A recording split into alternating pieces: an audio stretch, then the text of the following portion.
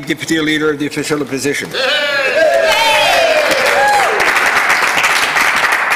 Mr. Speaker, when the Premier made the decisions to cut and slash over $200 million to the capital budget, did he even stop and consider the negative impact on New Brunswick's economy and workforce? If any impact analysis was made, there surely is a document. Can the Premier provide us with this document? The Honourable Premier. Thank you, Mr. Speaker. Well, the only document that exists is a fundamental law around financial matters, which says that public sector spending cannot produce an economy that's sustainable. And that seemed to be the philosophy of the previous government. And we are, for the first time in the history of New Brunswick, we have public sector spending and private sector spending matched. Usually it's like a 2-to-1 differential, private over public. That's another item. Clear indication, not sustainable. Mr. Speaker, our future in New Brunswick is going to be sustainable because we're going to spend money and we're going to treat taxpayer dollars like every dollar of our own, because that's how we should act in this House. Thank you, Mr. Speaker. The Deputy Leader of the Official Opposition.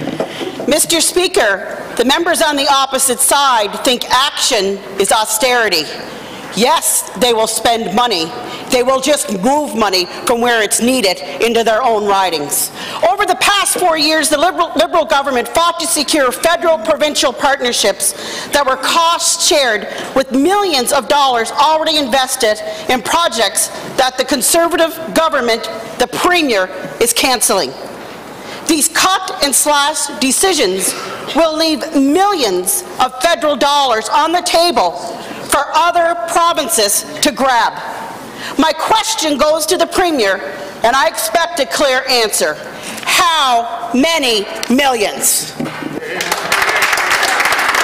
Honourable Premier.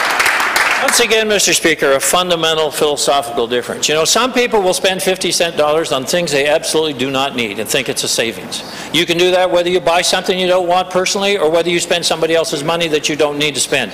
And there seems to be a thirst to do that. So we generate projects. We generate employment based on taxpayer dollars, a taxpayer-funded economy. Mr. Speaker, that has proven never to be successful. Last week in the First Minister's meeting, I talked about I did not need more 50-cent dollars on things that couldn't help our province move forward. We have infrastructure we need to fix. We have bridges, we have roads, we have schools, we have places we need to put money for the future of our province. We don't need to invent projects because there's money in Ottawa to pay half the cost. I suggested they change the rules. We're there. But I don't need 50-cent dollars for projects I don't need. Thank you very much. The Deputy Leader of the Official Opposition. Mr. Speaker, I would say to the Premier, ask the families that have lost family members on Route 11 and ask them if the 50-cent dollar was worth it.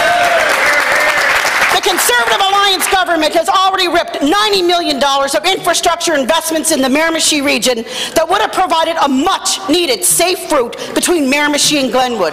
It is very scary to think of the accidents that will no longer be avoided. It is very obvious to see that the Miramichi and the entire north will once again be neglected by the Conservatives. It is very obvious that local construction companies will suffer major financial loss. Will the Conservative Alliance government invest in the Miramichi Northern Bypass, the Miramichi Wellness Centre, and the Miramichi-Anderson Bridge?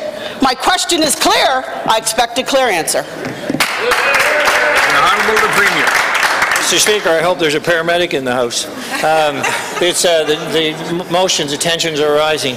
You know, the same philosophy applies going forward. You know, the project, the bypassing business, I talked about this all through the election. I am tired of bypassing our local businesses. I am tired of bypassing our communities. And we have private sector businesses shutting down and wonder why, because the traffic is all moved around them. And Mr. Speaker, we are working with our colleagues here to do what makes sense for communities to help rebuild the communities and towns, not have them disappear. So there is a different philosophy, Mr. Speaker. And the statistics based on road analysis, you know, let's look at that. Because we've been building highways, we've been building all these massive roads, we've been putting roundabouts everywhere you possibly can, and the only thing we don't really look at is the actual traffic account and say, does that make sense or not? Because it doesn't matter, Mr. Speaker, because the former government just wanted to spend your money. Thank you very much.